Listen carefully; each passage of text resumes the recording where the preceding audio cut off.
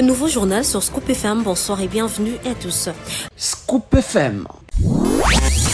Les titres du journal. À la une, la cour militaire de Kinshasa-Gombe a ouvert ce mercredi 24 juillet le procès public opposant l'auditeur contre Corneille Nangaa, leader politique de l'Alliance Fleuve Congo, ainsi que plusieurs de ses complices. Les détails sont à suivre au cours de cette édition du journal. Et puis, autre titre, les activités de la microfinance sont passées des 454 à 584 millions de francs congolais entre 2022 et 2023, soit une hausse de 35 des 130 millions de francs congolais. Mesdames, messieurs, voilà tout pour le titre. Le règlement intérieur du Sénat est déclaré conforme à la Constitution par la Cour constitutionnelle dans son arrêt rendu mardi 23 juillet 2024. Cet arrêt fait suite à la requête du président du bureau provisoire du Sénat, Pascal Kinduelo, en appréciation de la conformité à la Constitution du règlement intérieur de la Chambre haute du Parlement adopté le 10 juillet dernier. Après l'arrêt de la Cour constitutionnelle validant le règlement intérieur du Sénat, le calendrier de l'élection du bureau définitif se présente comme suit.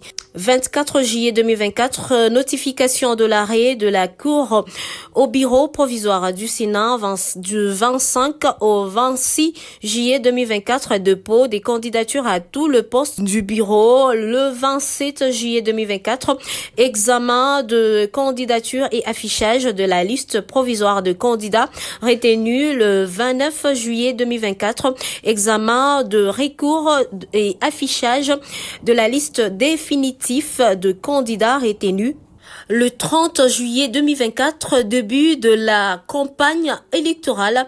31 juillet 2024, fin de la campagne électorale et installation du bureau définitif. Je l'ai annoncé tout à l'heure, ici est ouvert ce mercredi 24 juillet 2024 à la prison militaire de Ndolo à Kinshasa la première audience du procès public contre Corneille Nangaa, chef du groupe armé Alliance Fleuve Congo et ses complices qui sèment de la désolation dans la partie orientale de la République démocratique du Congo. Le détail.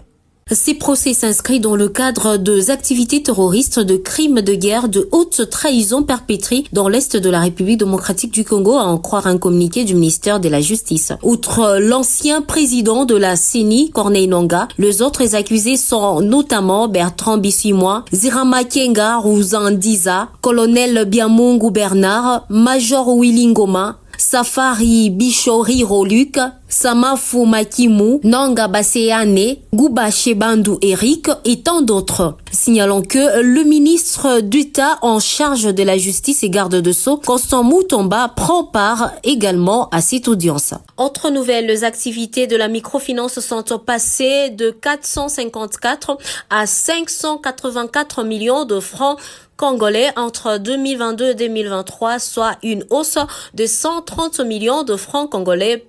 Plus de précision avec Anissé Mouteja. Le directeur de la Banque centrale du Congo, M. Ramazani, a livré ces chiffres en début de la semaine à l'ouverture de la 3e édition de la conférence nationale de la microfinance à Kinshasa. M. Ramazani a également noté que le crédit s'établisse à 369 millions de dollars en 2023 contre 283 millions de dollars en 2022, soit une croissance de 30%. Cependant, une contribution de la microfinance est butée à la facture numérique et les coûts encore élevés de l'Internet dans le pays. Ainsi, la Banque centrale du Congo, l'un des partenaires financiers du secteur, a promis de trouver avant la fin de cette année un partenaire qui pourrait assurer la digitalisation des institutions microfinance et de la coopérative d'épargne et de crédit. La 3e édition de la conférence nationale de la microfinance se propose de mettre fin au paradoxe selon lequel la RDC est un pays immensément riche avec une population extrêmement pauvre. Le secteur de la microfinance se propose d'y apporter sa contribution en vue de réduire tant soit peu cette pauvreté en proposant notamment à la population de services et produits financiers et adaptés à ses besoins. La journée internationale de la femme africaine sera célébrée ce 31 juillet. L'accompagnement du gouvernement congolais est sollicité pour la réussite de cette activité. Ainsi, le Forum international de femmes de l'espace francophone et les réseaux de femmes intelligentes pour la paix en Afrique centrale appellent à l'éveil de la conscience en vue de juguler le chômage dont la plupart de femmes font objet. Dinis Zila, présidente du dit forum, l'a dit au micro de Christian Mouchompa. Joyeux anniversaire aux femmes africaines. Mettez-vous debout parce que c'est la journée que nous devons, une journée de réflexion pour nous. Ne fêtons pas, mais réfléchissons. Nous venons d'où? Nous allons où? Et qu'est-ce que nous avons comme résultat? Surtout ce qui est sur l'agenda 2030 pour les Nations Unies, 2060 pour l'Union africaine.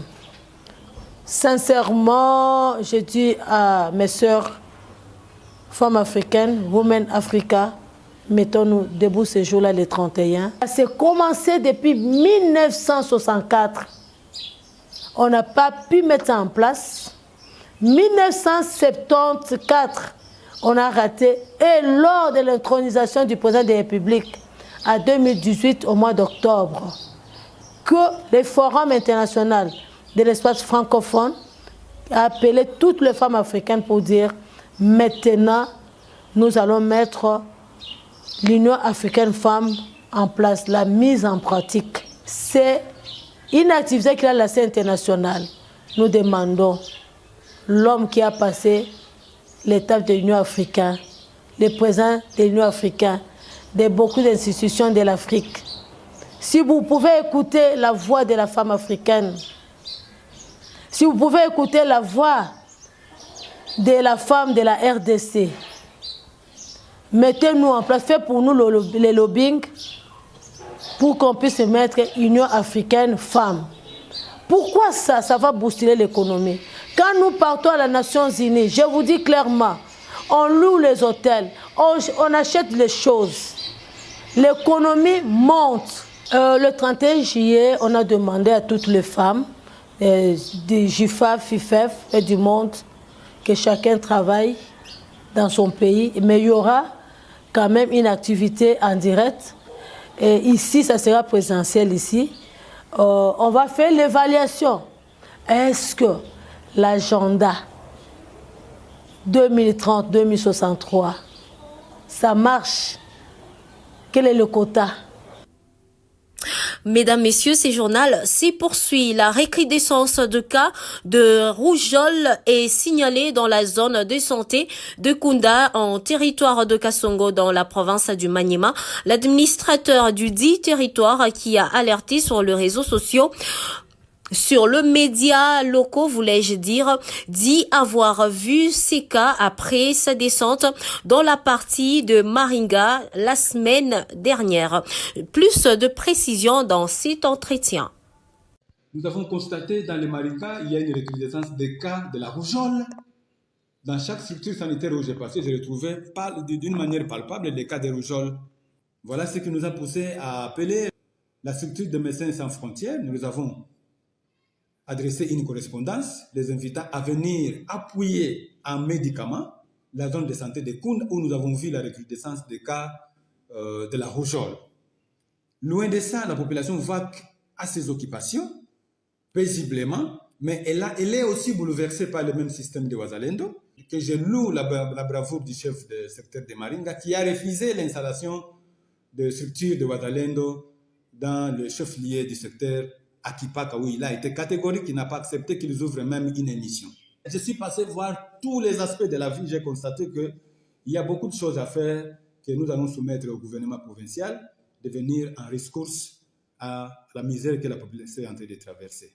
Oui, dans le cadre sanitaire, vous avez parlé de votre plaidoyer auprès de MSF. Oui. Avez-vous eu des suites favorables? Bien sûr, j'ai eu des suites favorables. Au même moment que j'étais là, une délégation m'avait trouvé là. Elle est passée par Karom, elle est passée par Kunda, elle est passée par Kipaka. Elle a vécu elle-même et elle a prévu peut-être par la semaine prochaine une quantité de médicaments sera disponible à la zone de santé de Kunda. Et non venir s'installer pour faire des suivis de proximité? Ils ont élu domicile dans les Moulou, à Bikenge, où ils se sont installés. C'est là où ils vont détacher une partie des spécialistes pour venir appuyer la zone de santé de Kunda, à Kipaka.